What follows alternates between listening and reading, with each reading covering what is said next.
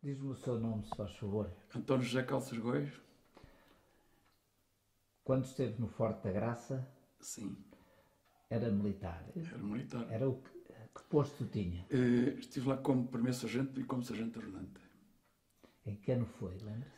Fui para lá em 1976, foi quando terminou o ciclo 3 aqui em Elvas, e depois saí de lá em 1981. Fui tirar o curso de sargento-chefe, e entretanto depois regressei, mas já não fui para o Forte da Graça quando regressei. Agora queria que nos contasse as suas vivências no Forte da Graça. Como era o Forte, como é que estava organizado, os episódios que se lá passavam, o que é que lá viveu. Fala-me só do Forte da Graça. Pronto, ora, o Forte da Graça, eu nunca tinha estado no Forte da Graça. Portanto, aquilo era chamado, havia o Forte da Graça em si, tanto que havia um comando do Forte da Graça e havia o comando do depósito disciplinar. O depósito disciplinar era onde estavam, portanto, incorporados os militares que iam cumprir penas por lá. Penas acessórias. A maior parte era penas acessórias. Penas acessórias que eram resultado das penas que eles tinham dos castigos que eram aplicados nas unidades. Depois, segundo o RDM, um determinado número de penas, depois dava-lhe uma pena acessória que era a primeira incorporação em depósito disciplinar, que eram 2 anos. 2 meses, perdão. E depois havia outro artigo que o indivíduo ia lá a segunda vez, quando tivesse, portanto, aumentasse o cadastro em penas disciplinares nas unidades, na unidade onde era colocado quando saía do Forte da Graça. Depois voltava lá durante 6 meses. Havia uma coisa interessante, que era quando eles saíam a primeira vez, o indivíduo que ia para ali a primeira vez, a maior parte deles eram indivíduos que iam, por exemplo, iam de fim de semana.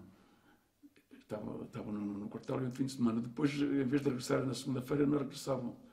Alguns porque eram casados, outros por outro motivo qualquer, e demoravam-se, eram considerados ausentes,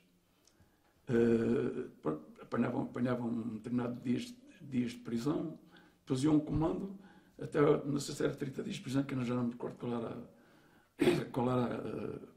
a quantidade de dias de prisão que era necessário para eles irem a primeira vez para o Forte.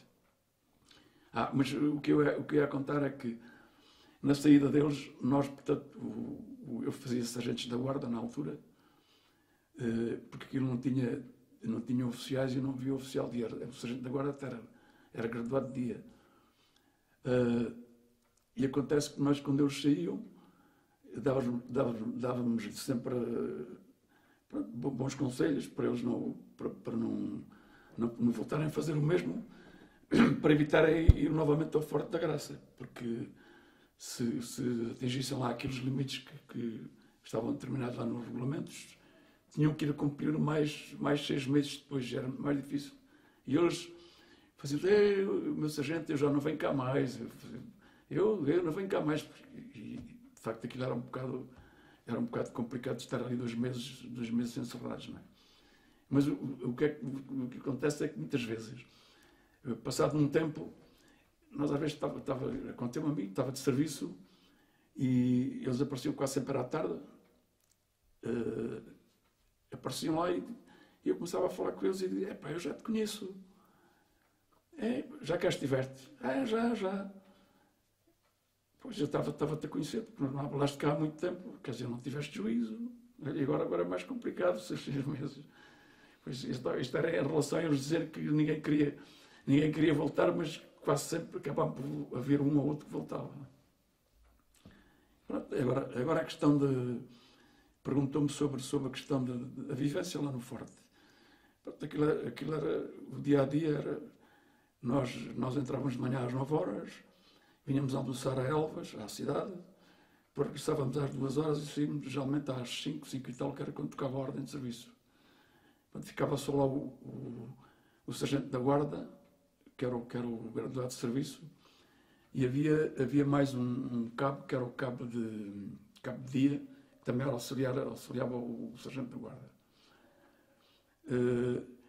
A vida diária, depois tínhamos isto era a vida diária, nós tínhamos depois também os militares que estavam lá a fazer serviço, porque havia a guarnição de Forte, que havia um determinado número de soldados e cabos e sargentos. Oficiais é que não havia 2 ou 3 oficiais que eram 2 capitães até, que um era o chefe da contabilidade, o outro era o tesoureiro, e depois havia um oficial que geralmente era um capitão, que era o comandante do DDE. E depois havia o comandante do Forte da Graça, que era um tenente-coronel, e chegou a ser também um major, que era até cá de Elvas. De maneira que esta era mais ou menos a vida. E depois havia a vida, propriamente dita, a vida dos militares que estavam incorporados, que estavam dentro daquela parte que é o reduto principal, que é junto ao, não sei se você conhece bem o Forte da Graça, junto ao reduto, aquele reduto junto ao Palácio do Governador. Ali é que tinham as secções, chamavam as secções, que eram aquela parte onde eles dormiam. Durante o dia andavam naquela parte de fora, não estavam presos. Só à noite é que eram encerrados, quando era ao recolher, fazia-se a chamada, o guardado de serviço fazia a chamada, e eles depois eram encerrados, fechavam-lhe a porta, só no outro dia de manhã que era aberta a porta. Pronto, tinham um refeitório lá dentro, iam às refeições, o sargento da guarda assistia às refeições, fazia chamadas ao pessoal, a ver se estavam todos. Pronto, era assim mais ou menos que a vida decorria. Estavam sempre a entrar e a sair, como é normal. E depois, havia uns que eram bons rapazes, como em todo lado. Outros que eram maus, tornavam a vida muito difícil lá dentro. Até me aconteceram lá vários episódios, quando eu estava de serviço, e os meus colegas. Havia uma noite que nós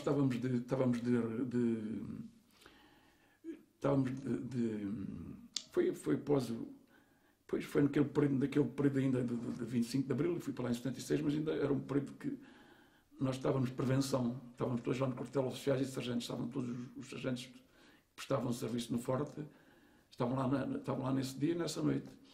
E às tantas, eu por acaso estava de serviço aquele serviço diário, e às tantas havia um sentinela que estava ali junto à porta, uma porta que há para dentro do reduto, e veio-me chamar porque estava a sair fumo lá de uma camarada onde eles viviam, que eram as casernas lá. Eu fui corri logo com a chave da porta, corri. O que é que aconteceu? Cheguei lá, já estava um indivíduo que tinha umas escadas, que era num plano mais baixo que o plano cá do reduto, e havia umas escadas, não eram muito inclinadas, mas eram umas escadas. Já estava um indivíduo caído, inanimado, e pronto, aquilo era um fumo enorme. O que é que tinha sido? Tinha sido um indivíduo que queimou um colchão, daqueles colchões onde eles dormiam, que eram feitos daquela fibra. E deve ser um problema, foram 3 ou 4 indivíduos que tivemos que levar para o hospital intoxicados. E isso não se tem dito tão rápido, morriam lá dentro. Morriam alguns, com certeza, intoxicados. Mas foi um indivíduo que era dos tais indivíduos que era fora do normal, era daqueles, não sei porque, nem chegámos a saber porque é que ele fez aquilo. Variou naquele dia e, como era um indivíduo, ele era um indivíduo que tinha um corpo muito, era corpulento. E depois dominava muito, que havia aqueles indivíduos que eram mais ativos, dominavam os outros, que havia ali uma vida assim era um bocado complicado para esses indivíduos mais fracos. E acontece que esse era um deles, era daqueles indivíduos que se sobressaía muito e fez isso, não sei porquê, mas fez isso.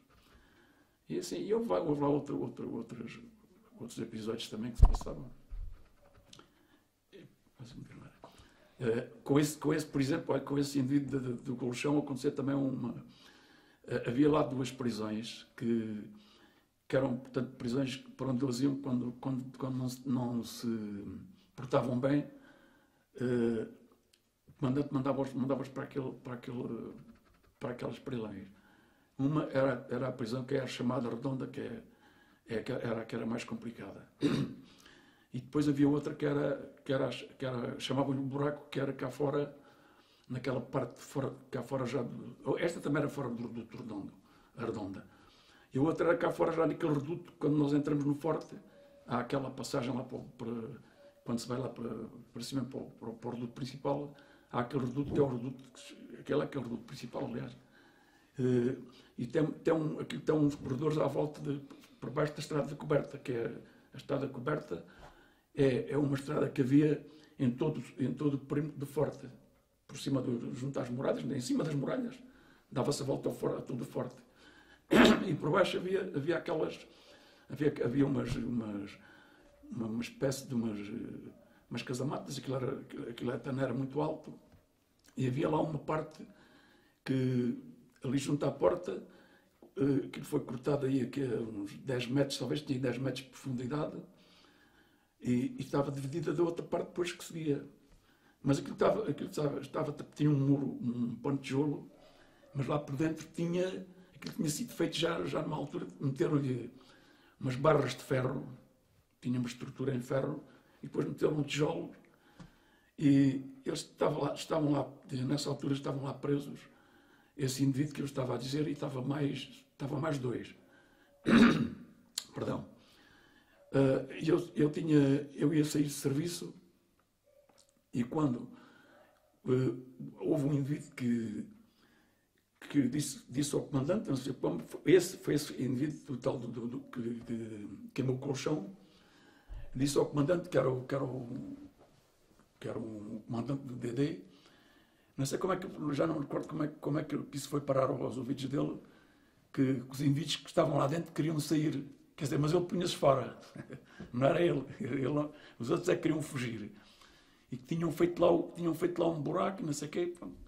O comandante, quando eu ia entrar, e disse-me, olha, Góis, vai ver lá a questão daquilo, manda os indígenas cá para fora, manda-os tirar a cama, as camas estão lá dentro, e depois diz que é para proceder, é uma simulação, vão proceder à limpeza lá, de vez em quando tinha que fazer a limpeza àquilo, e era assim que se fazia. Eu fui, chamei para lá um soldado para o pé de mim, para estar lá junto comigo, abri a porta, mandei-os pôr aquilo cá fora, e eles sempre, os indígenas sempre a falarem, sempre a reclamarem, sempre a utilizarem meios gestos um bocado difíceis de ouvir, né? Mas tive que ouvir. Entretanto, quando chegou à altura do fundo, aquilo era assim redondo, eles tinham lá uns papéis colados, com umas mulheres, umas coisas ali, para taparem precisamente o buraco que tinham lá já feito. E eu já sabia que aquilo estava lá, porque o comandante disse que aquilo estava lá. A intenção era precisamente ir tentando chegar lá, mas não ser logo de imediato. Entanto, quando chegamos lá àquela altura, eles não queriam tirar aquilo, vai tirar lá disso, para que isso tem que ser arranjado, tem que ser pintado, porque senão pode estar aí, tem que se pintar essas paredes também. Quando tiraram aquilo, estava o buraco. Pronto, quando gritei, esse buraco é o quê? Eles lá começaram, lá deram umas desculpas. Pronto, e depois eu disse para eles, agora vão para o buraco. Vão para o buraco os três, eram três. Vão para o buraco os três. Para o buraco não, vão para a Redonda aos três. Que eu vou falar com o comandante e depois o comandante é que vai determinar se ficam lá ou se não ficam, mas para já vão lá. Levam as camas para lá, vão levar as camas. Vou chamar aqui mais um soldado para ajudar, ou dois para ajudar a levar as camas e vão para lá.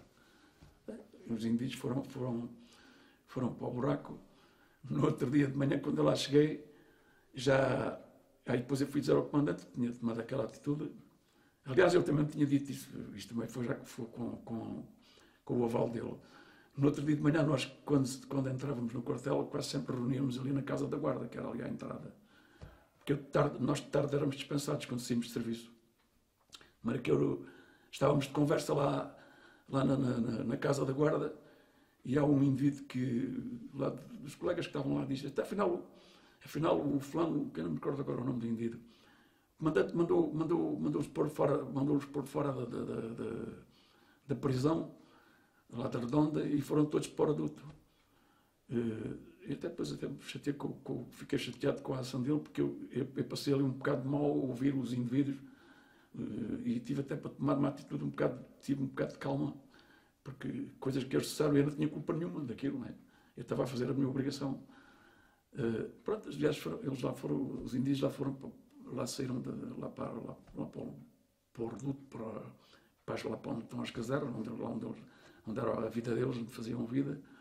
E nós todos ficámos um bocado pronto, insatisfeitos com aquela atitude, porque como aconteceu a mim, aconteceu outro dia com outro qualquer, não é? Pronto, mas ele diz que todo preso, a ideia dele é que todo preso tinha o direito, era um direito que lhe assistia, era evadir-se. Pronto, era, dizia ele, assim, está bem. E pronto, e foi assim, pronto, houve outros episódios mais, mas aquilo era a vida no Forte da Graça, era muito complicado. Para nós também, para graduados, por causa dos serviços. Nós tínhamos os nossos serviços, além do serviço diário que fazíamos, que era aquele serviço diário que eu considerava, era o serviço de escala. Nós estávamos durante o dia estávamos lá e havia serviço que nós podíamos ir até para a secção também, mas ultimamente já não era, porque era a guarda, tínhamos de estar sempre lá na porta de armas.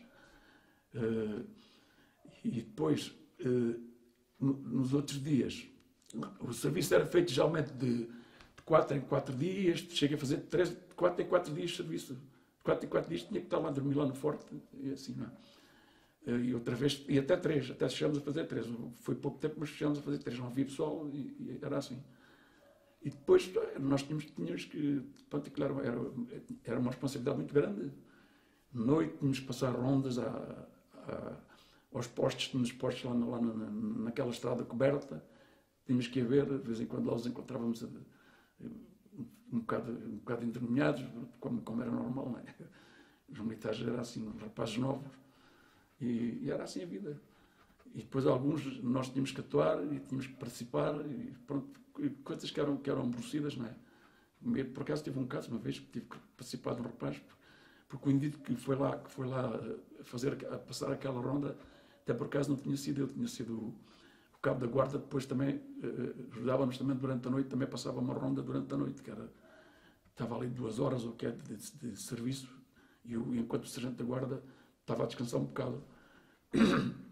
E nessa altura ele conseguiu tirar a espingarda do indivíduo que estava lá, estava de guarda, que estava de sentinela, tirou a espingarda e trouxe a espingarda para a casa da guarda.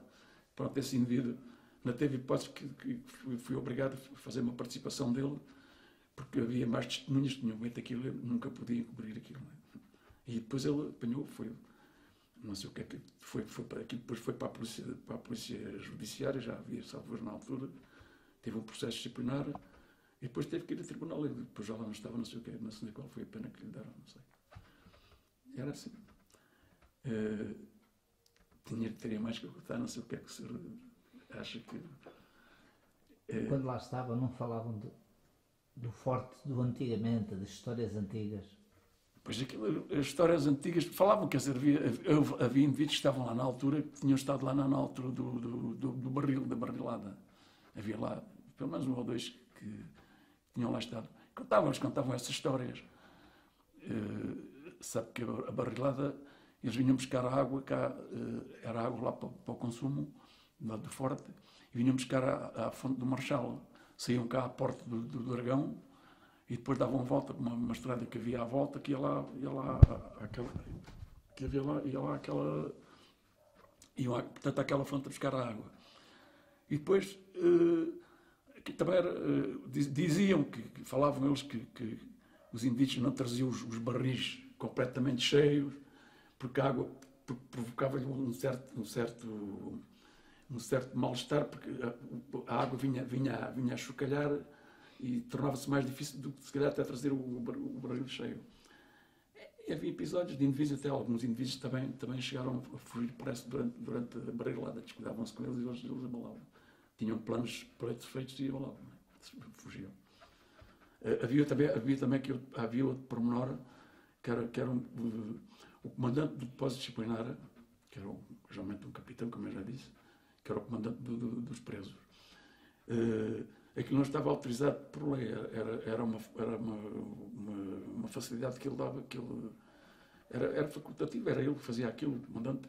Aqueles indivíduos que se portavam bem, dava-lhe uns dias para eles irem a casa a ver a família, alguns até eram casados, tinham mulher e filhos, mas havia indivíduos que eu deixava-os ir, até já indivíduos com cadastro, deixava-os ir, eu conhecia alguns, a gente já sabia quando eles iam embora, já não voltavam.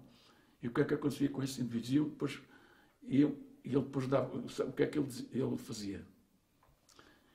Obrigava o sargento, não obrigava ninguém, mas o sargento da guarda tinha que fazer, mentia, acabava por mentir e tinha que fazer uma participação a dizer que o indivíduo que se tinha evadido, quer dizer, estava-se a comprometer a ele próprio, porque aquilo não era legítimo, porque ele era o responsável. Se o indivíduo fugiu do forte, o sargento da guarda era o responsável, porque era o principal, era o graduado, estava lá que era o máximo responsável.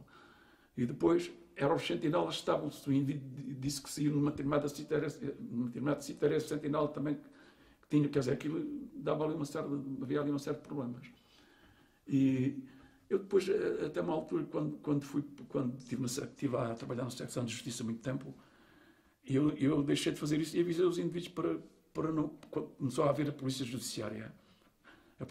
Quando foi criada a polícia judiciária, havia casos que fazia-se o processo de averiguações e depois, conforme a matéria do processo de averiguações, aquilo passava a processo disciplinar. Quando passava a processo disciplinar, ficavam sob a alçada da polícia judiciária. A polícia judiciária depois ia lá averiguar. E eu informei-os, disse-lhe a eles, olha, isto vai acontecer. Eu nunca mais assinei nenhuma coisa daquelas, nunca mais me calhou também. Nunca me calhou a mim. Eu disse, se um dia suceder a mim, algum indivíduo deste vai com um fim de semana e fica para lá, não vem, e depois é desertor e não sei o quê, e nós estamos a fazer aqui participações, a dizer que ele se ausentou, essa coisa. Eu não li nisso. De maneira que alguns continuaram a fazer, outros não fizeram. Porque eu disse, se um dia depois vem a polícia militar, vocês vão responder, o que é que vocês vão dizer? Vocês passam a ser também erguidos e os principais erguidos, não é? De maneira que era assim, quer dizer, acontecia, havia indivíduos que iam e vinham, não havia problemas com eles. Mas havia lá um que era, esse cada vez que ia, era roubava automóveis. Cada vez que ia, passado uns dias, recebíamos lá uma comunicação lá da Guarda Republicana, lá da zona dele, a dizer que o indivíduo tinha roubado um automóvel, estava lá, não sei o quê, lá tinha que ir uma escolta a buscá-lo.